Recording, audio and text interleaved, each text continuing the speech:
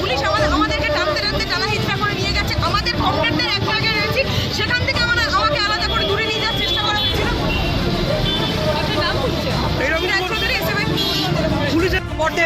মেয়েদের শ্লীলতাহানি করেছে।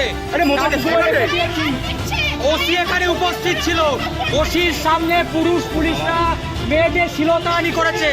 ক্লাস 9-এ পড়া একটি শ্লীলতাহানি করেছে, অবশ্যই লাঠিচার্জ করেছে। এরাই অভয়া কেলেঙ্কারির সময় এখনো পর্যন্ত সাড়া দিতে পারেনি। আসলে এরাই তো রেপিস্ট পুলিশ। যে পুলিশরা মেয়েদের শ্লীলতাহানি করে তারাও পটেনশিয়াল রেপিস্ট। আজকে দেখতে পারলেন প্রকাশ্য দিবালোকে শান্তিপূর্ণ অবস্থান চলছিল।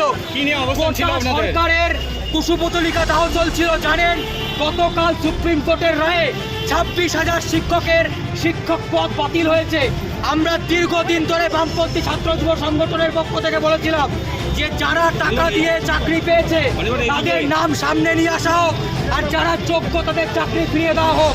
আমরা দেখতে পেলাম গতকাল মমতা ব্যানার্জির সরকার এবং এসএসসি এই কোটা নামের তালিকার মধ্যে যোগ্য অযোগ্য বিবেচনা করতে পারেনি।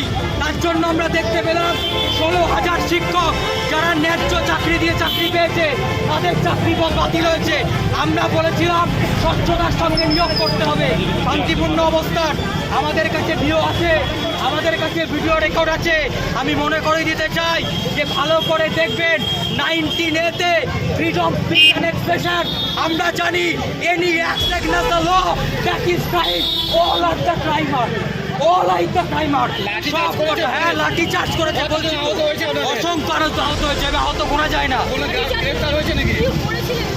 রাস্তা অবরোধ ছিল। পুলিশের সঙ্গে কথা বলার সময় দেখতে পেলাম র্যাব প্রথমে শুরু করলো, ছাত্রীদের শ্লীলতাহানি করা শুরু করলো, তারপরে আক্রমণ শুরু করলো। এই চলেছে, হ্যাঁ, কুশপুতলিকা দাহ চলেছে, গা চলছে ওটা সরকারের। অনির্বাণ রায়চৌধুরী ডিআইএফআই শুনে দেখতে হবে।